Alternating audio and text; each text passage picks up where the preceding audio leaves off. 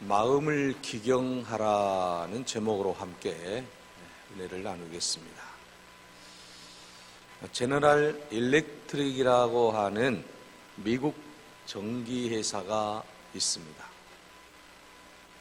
이 회사는 많은 위기 가운데에 몰리게 되었고 여러 가지 어려움을 겪게 되었습니다. 이대로는 안 되겠다.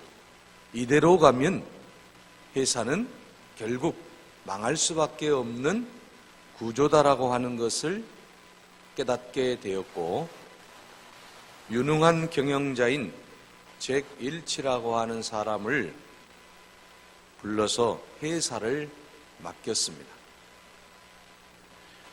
윌치가 끊임없이 회장에 취임하고 외친 말이 있습니다.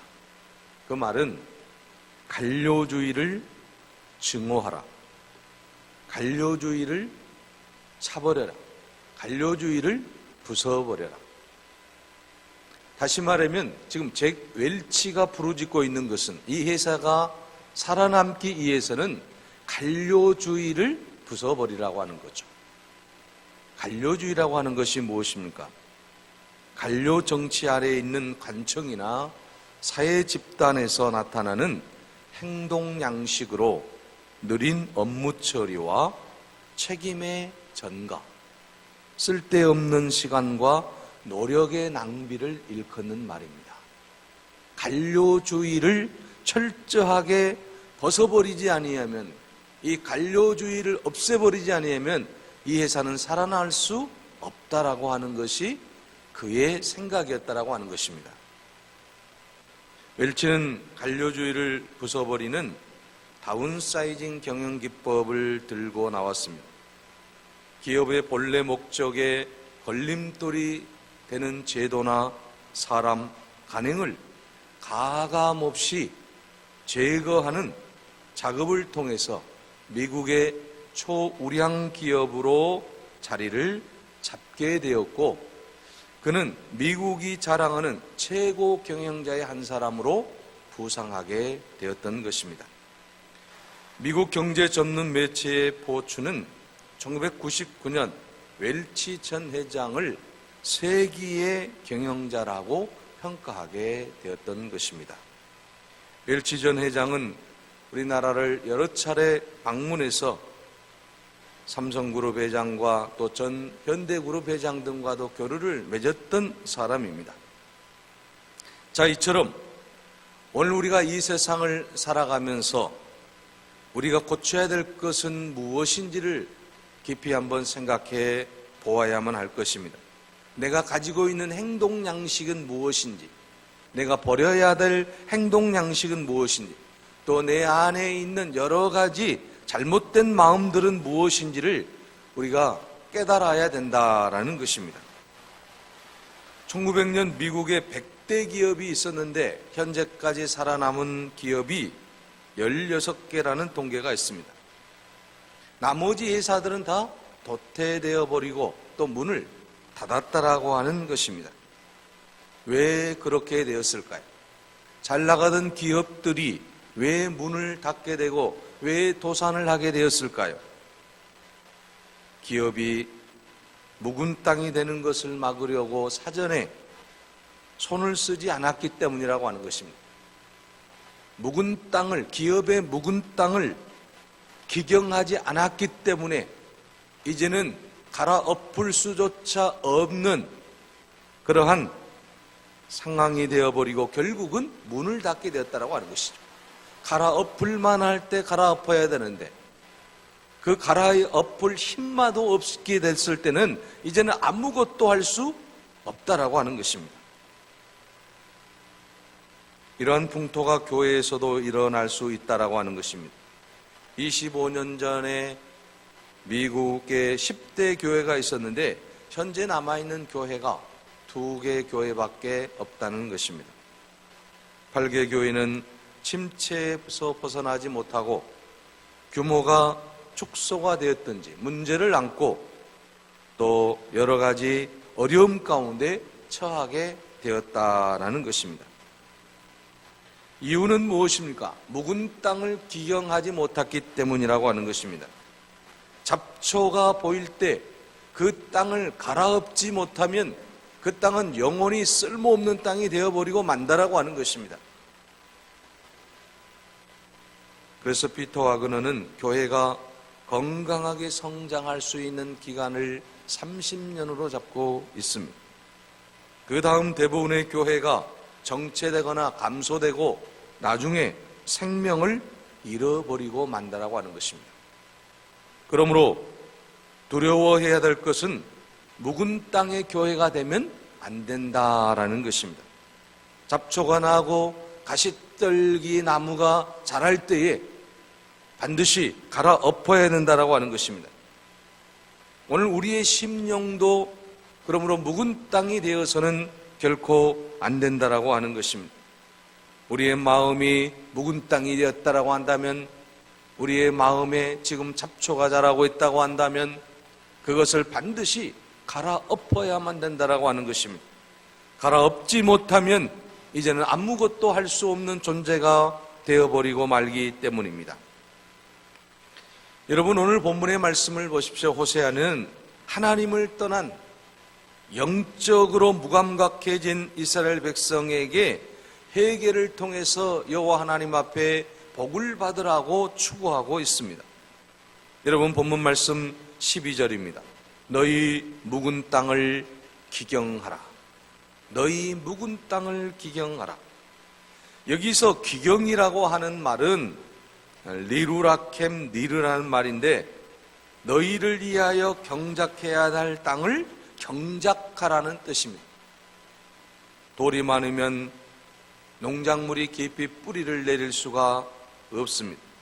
좋은 결실을 맺을 수가 없기 때문에 농작물이 잘 자라가게 하기 위해서는 돌을 반드시 이제 다른 곳에 버려야 된다라고 하는 것입니다. 땅을 갈아엎는다라고 하는 것은 무엇을 의미하고 있습니까?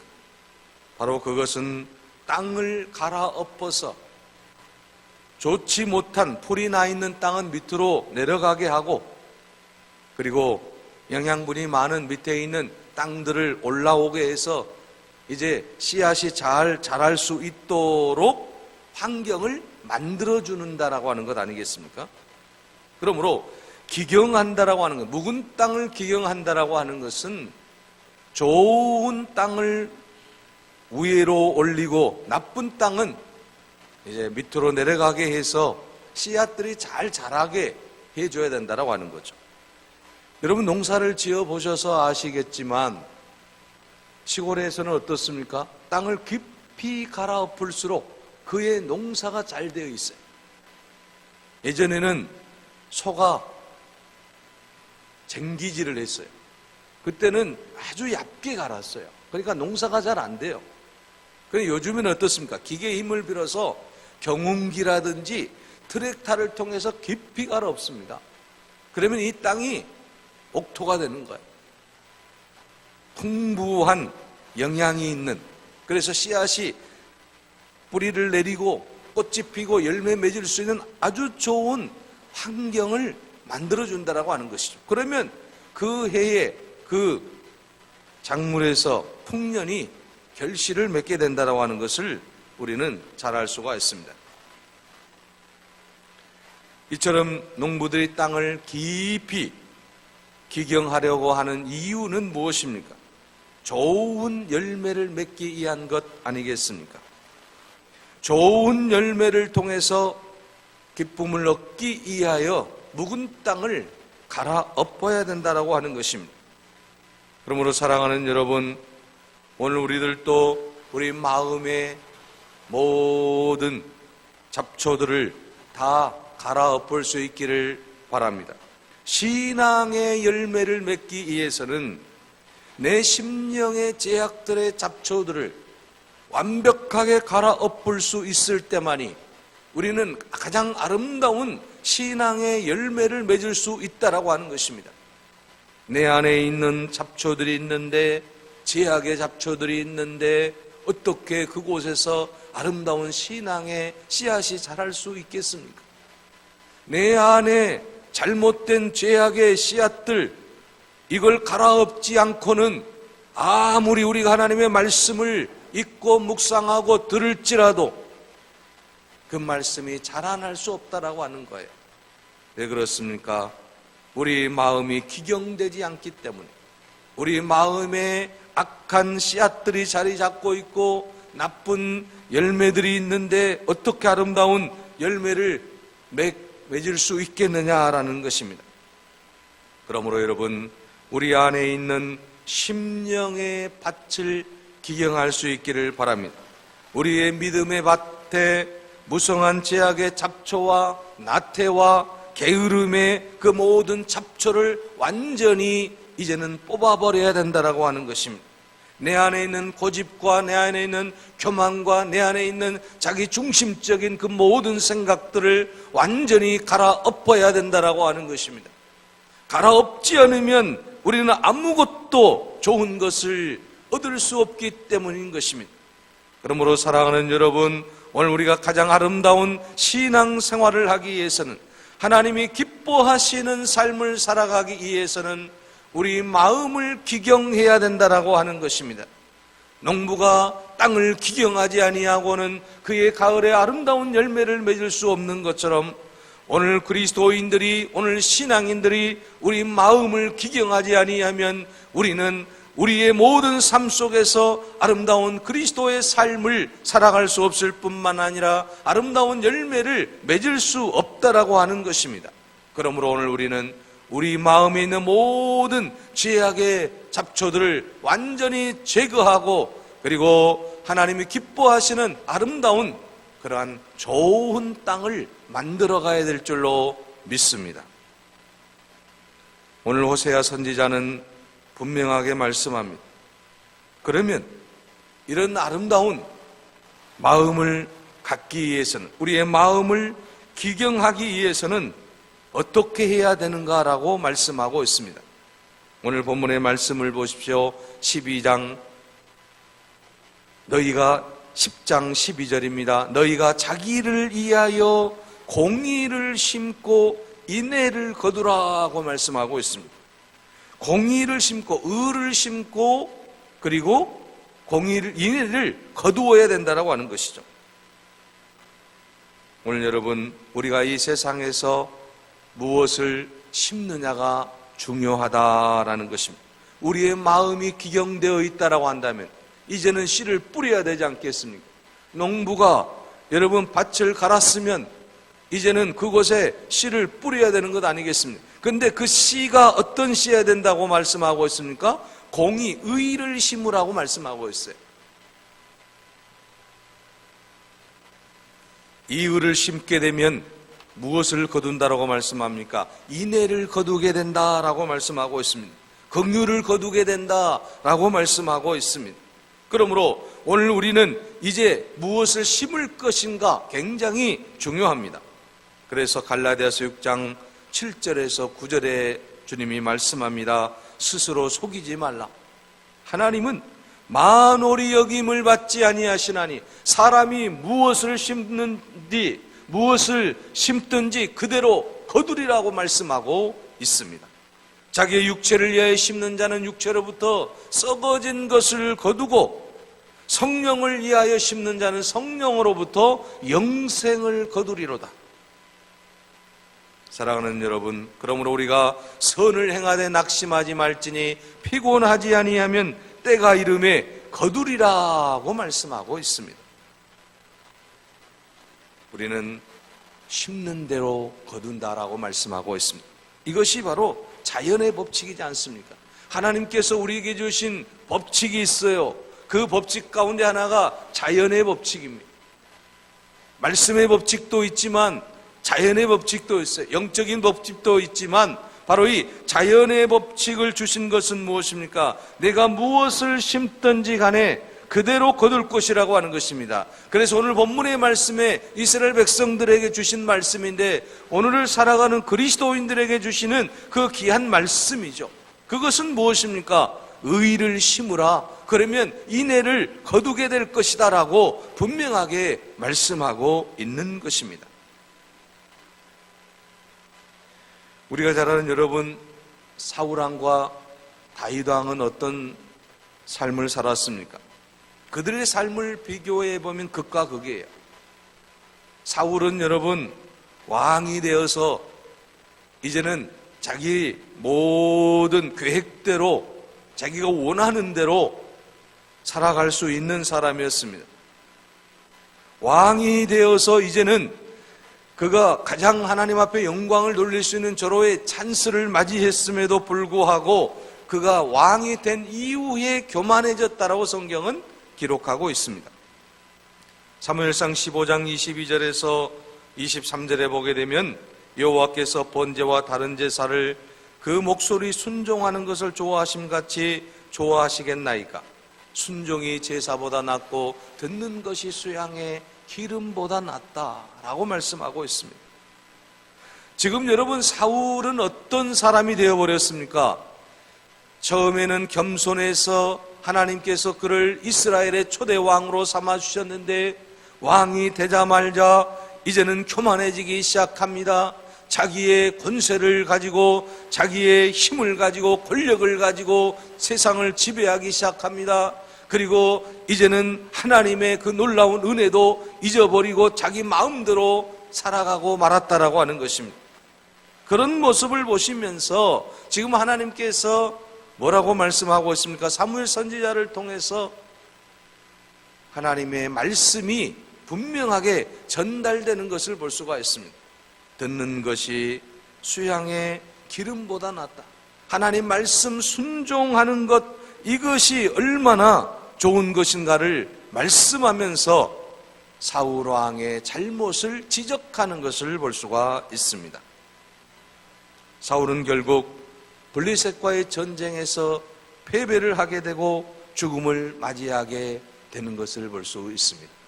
하나님의 말씀대로 살지 못하고 자기 마음을 귀경하지 못함으로 말미암아 그 왕권을 가지고 하나님 앞에 가장 큰 영광을 돌릴 수 있는 절호의 찬스를 날려버리고 말았다라고 하는 사실입니다. 그러나 여러분, 다윗은 사울과는 달리 겸손히 하나님을 경외하고 즐거이 계명을 순종했다라고 하는 것입니다. 다윗은 처음부터 왕의 자손이 아니었다라고 하는 사실입니다. 하나님에 의해서 왕이 된 다윗은 하나님의 영광을 위한 길이 무엇인가를 늘 그가 기억하고 겸손한 마음으로 하나님을 의지하고 회개하며 섬길 때 하나님께서 그를 가장 위대한 하나님의 사람으로 세워놓는 것을 볼 수가 있습니다. 자기가 죄 가운데 있을 때 철저하게 자기의 죄를 고백하고 회개하고 나아갈 때 하나님이 그를 인정해 주시는 모습을 볼 수 있습니다. 그래서 하나님은 다윗을 사랑했고 다윗은 하나님을 사랑했습니다. 하나님과 다윗의 관계를 여러분 시편 23편에 보면 잘 나타나고 있지 않습니까? 여호와는 나의 목자시니 내게 부족함이 없으리로다. 그가 나를 푸른 초장에 누이시며 쉴만한 물가로 인도하시는도다. 내 영혼을 소생시키시고 자기 이름을 위하여 의의 길로 인도하시는도다. 여호와는 나의 목자시니 내가 부족함이 없으리로다.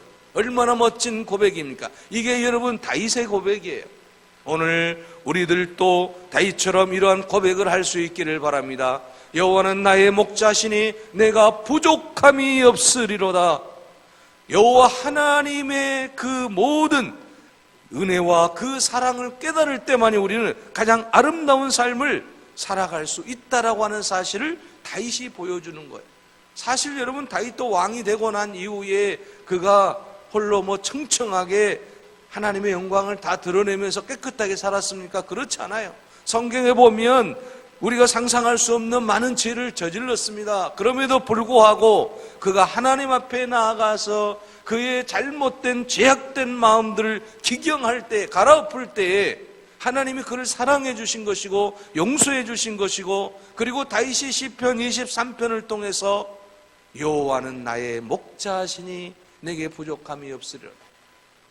내가 부족함이 없는 게 아니라 하나님이 나와 함께 하시기 때문에, 여호와 하나님이 나의 목자가 되시기 때문에, 여호와 하나님이 나의 인생의 주인이 되시기 때문에 내가 부족함이 없는 거예요. 이게 겸손함 아니겠습니까? 그 왕의 자리에서 이런 노래를 할 수 있었다라고 하는 게 엄청난 신앙의 모습 아니겠습니까? 다윗은 철저하게 하나님 중심으로 살아가게 되고 하나님의 영광을 위한 그 길을 위해서 계속해서 나아갔다라고 하는 것입니다. 잘못된 일이 있을 때마다 자기 마음을 기경할 수 있었다라고 하는 것이 다윗에게 있어서 가장 위대한 점이라고 하는 것입니다. 오늘 우리도 이 세상에서 죄악 가운데 살아갈 수 있습니다. 하나님의 말씀대로 살 수 없을 때도 있습니다. 그럴 때마다 우리는 우리의 마음을 기경하게 되면, 우리의 마음을 말씀으로 갈아엎기만 하면 놀라운 역사가 반드시 일어나게 될 줄로 믿습니다. 그래서 오늘 본문 말씀에 우리가 심어야 될 것은 하나님의 의의를, 하나님의 공의를, 하나님의 그 진실하심을 심을 때에 우리가 아름다운 열매를, 하나님의 인애를 거두게 된다라고 하는 것입니다. 또한 오늘 본문 말씀에 뭐라고 말씀하고 있습니까? 호세아 선지자는 우리의 마음을 기경하기 위해서는 중요한 원리가 또 하나 있습니다. 여러분 중반전에 보면 호세아 10장 12절 중반에 보면 지금이 곧 여호와를 찾을 때니라고 말씀하고 있습니다. 여호와를 찾을 때니, 우리의 마음을 기경하기 위해서는 여호와를 찾으라고 말씀하고 있습니다. 그래서 오늘 본문 말씀에 지금이 곧 여호와를 찾을 때다라고 분명하게 선포하고 있는 것을 볼 수가 있습니다. 오늘 이 시간이 여호와 하나님을 찾을 때다라는 말씀이다라고 하는 것입니다. 이 말씀은 무엇입니까? 여호와를 찾으란 말, 우리가 여호와를 못 찾았습니까? 날마다 예배하는데, 날마다 찬양하는데, 기도하는데 여호와 하나님을 의지하고 있는데 왜 또 여호와를 찾으라고 하느냐? 이 말씀은 철저하게 우리가 하나님 앞에 회개하라는 말씀이에요. 회개의 기회를 놓치지 말라라고 하는 거죠. 여호와를 찾으라고 하는 것은 우리가 365일 24시간을 살아가면서 하나님 앞에 지은 모든 죄들을 철저하게 회개하며 그 죄악의 모든 사슬에서 벗어나야 된다라고 하는 말씀인 것입니다. 그래서 여러분, 우리가 하나님 앞에 섰을 때 하나님이 인정하는 삶을 살아야 되는 것입니다. 여러분, 사실 농부가 밭을 기경할 때에 때를 놓치면 안 되잖아요. 아무 때나 가는 게 아니잖아요. 여러분, 농작물이 없을 때에 겨울에 밭을, 논을 기경하는 것을 볼 수가 있습니다. 갈아엎어 놓고 그리고 이제 준비를 하는 거예요. 씨앗을 봄에 뿌릴 그 준비를 하고 있는 것을 볼 수가 있습니다. 그러므로 오늘 본문의 말씀에 여호와를 찾으라고 하는 것은 기경할 때를 놓치지 말라, 씨를 뿌릴 때를 놓치지 말라, 그런 말씀이죠. 오늘 우리도 우리 신앙의 상태를 늘 점검해 보라는 말씀인 것입니다. 여호와를 찾으라고 하는 것은 지금 나의 신앙의 상태가 어떠한가를 늘 기억하라고 하는 말씀입니다. 여러분, 우리가 병원에서 늘 우리가 건강 진단을 받잖아요. 무엇 때문에 받습니까?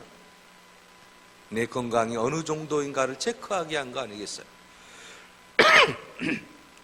이처럼 오늘 우리는 하나님을 찾으라고 하는 말씀은 바로 기회를 놓치지 말고, 회개의 기회를 놓치지 말고, 하나님을 사랑할 그 기회를 놓치지 말고 하나님 앞에 나아가라는 말씀인 것입니다. 그래서 이사야 6장 9절에 여호와께서 가라사대 가서 이 백성에게 이르기를 너희가 듣기는 들어도 깨닫지 못할 것이요 보기는 보아도 알지 못하리라 하고 말씀하고 있습니다. 하나님의 말씀을 우리가 들어도, 하나님의 말씀을 우리가 묵상해도 그것을 깨닫지 못하면 문제가 있다라고 하는 말씀 아니겠습니까? 그러므로 깨닫는 자만이 하나님의 영광을 드러낼 수 있다라고 하는 것입니다. 예수님은 영적으로 무감각한 유대인들에게 마태복음 11장 16절에서 17절 이렇게 말씀합니다. 이 세대를 무엇으로 비유할꼬? 비유컨대 아이들이 장터에 앉아 제 동물을 불러 가로되 우리가 너희를 향하여 피리를 불어도 너희가 춤추지 않고 우리가 애곡하여도 너희가 가슴을 치지 아니하였다 함과 같도다라고 말씀하고 있습니다. 책망을 들어도 깨닫지 못하고 주님 말씀을 전해 주어도 전혀 감동을 받지 못하고 무관심한 것, 이 모든 것들이 문제가 된다라고 말씀하고 있습니다. 그러므로 여호와를 찾으라고 하는 것은 바로 하나님의 말씀이 증거될 때에 하나님의 영광을 드러내야 된다라고 하는 말씀입니다. 우리가 죄 가운데 있을 때에 우리가 회개하고 하나님 앞에 나아가야 된다라고 하는 말씀인 것입니다. 그래서 우리의 모든 삶이 하나님이 기뻐하시는 아름다운 삶으로 변화되어야 된다라고 하는 사실을 분명하게 말씀하고 있습니다. 또한 호세아 선지자는 말씀합니다. 우리가 공의를 심고 인애를 거두고 그리고 묵은 땅을 우리가 기경하면서 여호와 하나님을 찾을 때에 어떤 은혜가 우리 가운데 임하겠습니까? 여호와께서 오늘 본문의 말씀에 보면 의를 빛처럼 너희에게 내리시리라 하고 말씀하고 있습니다. 마침내 우리가 여호와를 찾고 공의를 심고 인내를 거두고 그래서 우리의 모든 삶이 우리의 마음이 기경될 때에 마침내 여호와께서 공의를 우리 가운데 빛처럼 우리에게 내려주시겠다라고 말씀하고 있습니다. 사랑하는 여러분, 우리가 이 땅 위에서 하나님의 놀라운 은혜를 체험할 때 하나님은 우리를 통해서 놀라운 은혜와 복을 허락하여 주실 줄로 믿습니다. 창세기 여러분 26장에 보면 이삭은 그 땅에서 농사하여 그 해에 100배나 얻었고 여호와께서 복을 주심으로 그 사람이 창대하고 왕성하여 마침내 거부가 되었다라고 말씀하고 있습니다. 양과 소가 때를 이루고 종이 심이 많음으로 블레셋 사람이 이삭을 시기할 정도로 크게 강성하여졌다라고 말씀하고 있습니다. 자, 여러분, 창세기에 보게 되면 이삭에게 복을 준 사건을 보게 되면 하나님의 놀라운 은혜와 축복을 우리가 경험할 수가 있습니다.